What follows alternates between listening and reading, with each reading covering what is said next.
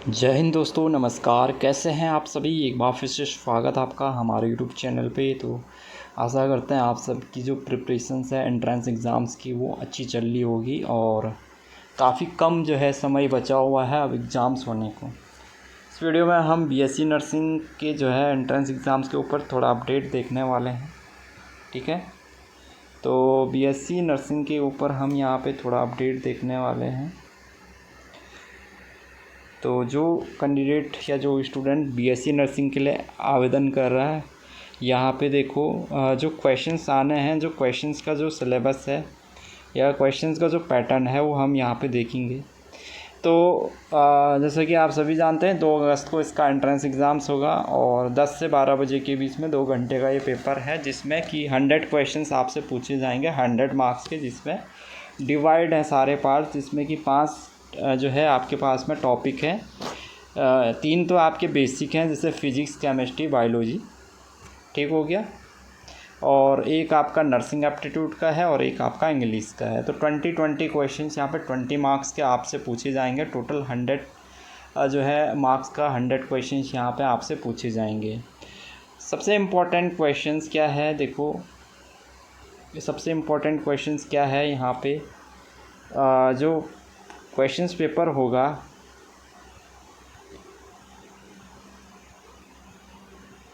ठीक है, जो क्वेश्चन पेपर होगा उसमें जो निगेटिव मार्किंग है, क्या वो निगेटिव मार्किंग होगी या नहीं होगी। तो आप अगर बीएससी नर्सिंग का एंट्रेंस एग्ज़ाम्स पहले भी आपने दिया है तो ये आपका इस क्वेश्चन का सवाल आंसर आपको पता होना चाहिए कि बीएससी नर्सिंग के एंट्रेंस एग्ज़ाम्स में कोई भी निगेटिव मार्किंग नहीं होती है, जिसका जो फ़ायदा जो है स्टूडेंट्स को डायरेक्ट पहुंचता है। यानी कि अगर कोई स्टूडेंट 100 क्वेश्चंस पूरे कर देता है और जो उसमें से 100 में से अगर उसके 60 क्वेश्चंस उसको एकदम सही कर आते हैं और 40 क्वेश्चंस वो बिना सोचे समझे उनको टिक कर भी देता है, तो यहाँ पे कोई निगेटिव मार्किंग नहीं होती है। यानी कोई भी आपको निगेटिव मार्क यहाँ पे नहीं दिया जाएगा गलत आंसर के लिए। और अगर आपके इनमें से कुछ आंसर सही निकल जाते हैं तो उससे आपके जो मार्क्स हैं, आपकी जो रैंकिंग है वो काफ़ी अच्छी हो जाती है। अच्छा, एक और चीज़ है कि जो इंडियन नर्सिंग काउंसिलिंग के अनुसार जो प्रवेश परीक्षा में न्यूनतम जनरल कैटेगरी के कैंडिडेट को 50 परसेंटाइल लेना और 50 परसेंटाइल स्कोर करना अनिवार्य है। यानी कि 50 परसेंटाइल आपको लाना ज़रूरी है, अनिवार्य है। SC ST कैंडिडेट या OBC कैटेगरी को लिए 40 परसेंटाइल, और जो दिव्यांग अभ्यर्थी है, सामान्य दिव्यांग अभ्यर्थी यानी जो फिजिकली हैंडीकैप अभ्यर्थी है, उनको 45 परसेंटाइल लाना अनिवार्य होगा, ठीक है। अगर जनरल कैटेगरी का कैंडिडेट 50 परसेंटाइल मार्क्स नहीं लाता है या SC ST OBC का जो अभ्यर्थी है वो 40 परसेंटाइल नहीं लाता है या फिजिकली हैंडीकैप जो कैंडिडेट है वो 45 परसेंटाइल नहीं लाएगा, तो वो सीधे नर्सिंग काउंसलिंग से डिस्क्वालीफाई हो जाएगा, सीधे वो बाहर हो जाएगा। उसको नर्सिंग काउंसलिंग भी पार्टिसिपेट अलाउ नहीं करेगा, वो नर्सिंग काउंसलिंग नहीं कर सकता है, वो नर्सिंग की जो काउंसलिंग होगी उसको नहीं दे सकता है, उसके लिए वो एलिजिबल नहीं रहेगा। तो कोशिश आपको करनी है कि भाई आप जनरल कैटेगरी वाले 50 परसेंटाइल स्कोर तो लाना ही लाना आपको, ताकि आप काउंसलिंग में पार्टिसिपेट कर सकें और काउंसलिंग के लिए आप एलिजिबल हो जाएं। सेम चीज़ ये SC ST कैंडिडेट के लिए भी मैं कहूँगा, OBC कैंडिडेट को भी कहूँगा और फिजिकली हैंडीकैप जो कैंडिडेट है उनको भी कहूँगा कि जो मिनिमम रिक्वायरमेंट है परसेंटाइल स्कोर की वो आपको लाना बहुत ज़रूरी है। अगर आप इतना स्कोर नहीं लाते हैं मिनिमम, तो आप जो है काउंसलिंग में पार्टिसिपेट नहीं कर पाएंगे। और यानी कि अब आपको आपके जो है उसमें एक क्वेश्चन ज़रूर आ रहा होगा कि जो 50 परसेंटाइल स्कोर है वो कितने नंबर पे आपका बनेगा, ठीक है, या जो 40 परसेंटाइल है, 45 परसेंटाइल है, वो कितने जो है स्कोर पे आपका ये स्कोर बनने वाला है। तो इसके लिए मैं आपको यहाँ पे एक बार अगर मेरे पास PDF पड़ी होगी तो मैं आपको दिखा लेता हूँ कि परसेंटाइल जो स्कोर है वो कहाँ तक आपको कितने नंबर 100 में से लाने होंगे, ठीक है।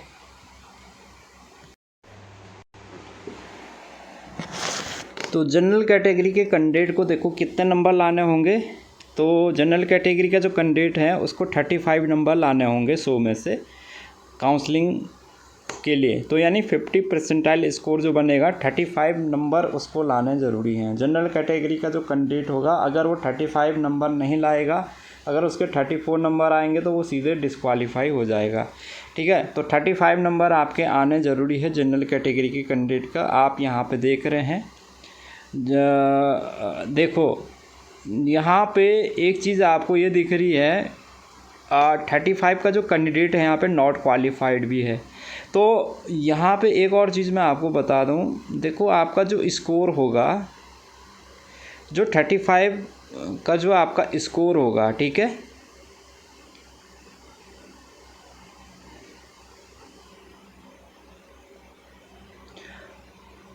तो वो जो स्कोर होगा वो आपकी डेट ऑफ बर्थ पे भी काफ़ी डिपेंड करेगा। जैसे यहाँ पे बहुत सारे कैंडिडेट हैं जिनके 35 मार्क्स हैं और इसमें से कुछ कैंडिडेट जनरल कैटेगरी के क्वालिफाइड है और कुछ जो है डिसक्वालीफाई है। तो ये अब आप ये सोच रहे होंगे कि 35 नंबर पे जब कैंडिडेट क्वालिफाई हो रहा तो ये डिसक्वालीफाई क्यों हो गया। तो देखो अगर 35 मार्क्स बहुत सारे कैंडिडेट के आ रहे हैं और 35 पे जो परसेंटाइल स्कोर बनना है 50.03 स्कोर बनना है। 50 स्कोर भी 35 पे ही बनना है। ये स्कोर कैसे बन रहा है, ये स्कोर बनना है डेट ऑफ बर्थ से भी। ठीक है, डेट ऑफ बर्थ जिसकी ज़्यादा होगी यानी कि जो एज में बड़ा होगा उसको प्रेफरेंस में ऊपर लिया जाएगा और उसको मेरिट में ऊपर प्रेफरेंस दिया जाएगा। उसकी रैंक ऊपर ज़्यादा मानी जाएगी, उसको प्रेफरेंस भी ज़्यादा दिया जाएगा, उसका परसेंटाइल स्कोर भी जो है ज़्यादा होगा। तो जनरल कैटेगरी के जो कैंडिडेट को अगर आपको अपने मार्क्स सेव करने हैं तो आपको 36 नंबर लाने हैं। 35 पे आप क्वालिफाइड तो हो जाएंगे लेकिन बहुत कम चांसेस है कि आप जो है क्वालिफाइड हो ही जाएं, क्योंकि वो आपके डेट ऑफ बर्थ पे भी डिपेंड करा है। और ऐसा देख रहे हो कि 35 मार्क्स यहाँ पे बहुत सारे कैंडिडेट के हैं, तो आपको सिक्योर रैंक अगर आपको अपने मार्क्स सिक्योर करने हैं और काउंसलिंग के लिए आपको 100% आपका जो है कंफर्मेशन होना ज़रूरी है, तो उसके लिए आपको 36 मार्क्स लाने होंगे यहाँ पे। ठीक है, 36 मार्क्स आपको लाने होंगे। तो पिछली बार जो 50 परसेंटाइल स्कोर बना था वो 36 यानी 35 से ऊपर ही बना था जनरल कैटेगरी के कैंडिडेट का। और अगर आप देखें अदर कैटेगरी के कैंडिडेट को तो ये पूरी लिस्ट है।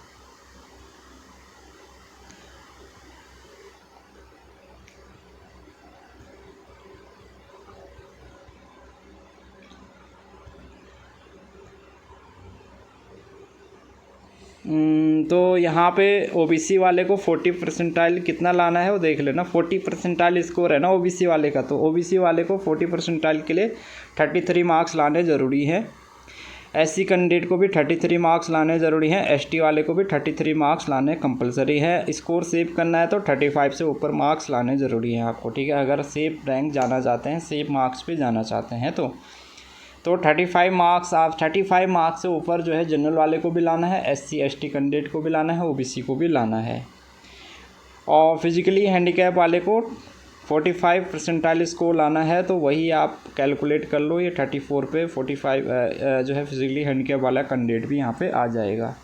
ठीक है, तो कुल मिला के क्या है कि भाई कुल मिला के कहने का मतलब है कि अगर आपको परसेंटाइल स्कोर देखना है, 50 परसेंटाइल जो पिछले साल जो बनी थी वो 35 मार्क्स पे बनी जनरल कैटेगरी वाले की, और एससी एसटी ओबीसी वाले के लिए 33 मार्क्स पे बनी, जबकि फिजिकली हैंडीकैप वाले की 34 मार्क्स पे बनी है। 50 परसेंटाइल, 40 परसेंटाइल और 45 परसेंटाइल। अब यहाँ पे आपको अपने अगर आपको ये सोचना है कि भाई मुझे 100% जो है काउंसलिंग के लिए पार्टिसिपेट होना है, एलिजिबल होना है, तो उसके लिए आपको 36 प्लस मार्क्स लाने ही लाने हैं, चाहे किसी भी कैटेगरी का कैंडिडेट हो। अगर आपको काउंसलिंग के लिए पार्टिसिपेट करना है, काउंसलिंग में पार्टिसिपेट करना है, काउंसलिंग के लिए एलिजिबल होना है, तो आपको 36 प्लस मार्क्स लाने ज़रूरी हैं। ठीक है, एससी एसटी ओबीसी जनरल सभी कैटेगरी के कैंडिडेट को। और अगर आप जो है चाहते हैं कि मुझे सरकारी कॉलेज मिले, तो उसमें आपको पता है कि भाई आपके सीधे सीधे मार्क्स जो होने चाहिए 52 प्लस मार्क्स होने चाहिए। 52 प्लस मार्क्स अगर आपके जनरल कैटेगरी में हैं या एससी एसटी ओबीसी में भी हैं, तो फिर आपके जो है इजीली जो है देखो 50+ मार्क्स जिनके होंगे उस कैटेगरी में SC ST OBC कैटेगरी के लिए या फिजिकली हैंडीकैप कैंडिडेट के लिए सीट आराम से सरकारी मिल जाएगी। लेकिन जनरल कैटेगरी वाले के लिए थोड़ा मुश्किल है कि भाई 53+ मार्क्स लेके आ जाए, तो वहाँ पे वो थोड़ा सिक्योर हो जाएगा कि उसकी रैंक अच्छी आ जाएगी और उसको सरकारी कॉलेज मिल जाएगा। बाकी तो काउंसलिंग के ऊपर या जो सीट में वो जो वीडियो मैंने ऑलरेडी बनाई है कट ऑफ के ऊपर, आप उन वीडियो को चेक कर लीजिए। और आगे भी मैं ऐसी वीडियो अपलोड करते रहूँगा जो मेरिट से रिलेटिव है या काउंसलिंग से रिलेटिव है या कट ऑफ से रिलेटिव है, ठीक है। तो उसके अकॉर्डिंग आपको एक थोड़ा आइडिया भी आ जाएगा कि कितने नंबर आपको लाने हैं जिससे कि आपको सरकारी कॉलेज मिलने के चांसेस थोड़ा ज़्यादा रहे, ठीक है। बाकी अन्य कोर्सों के ऊपर भी वीडियो जो है आती रहेगी, चैनल से आप जुड़े रहिए।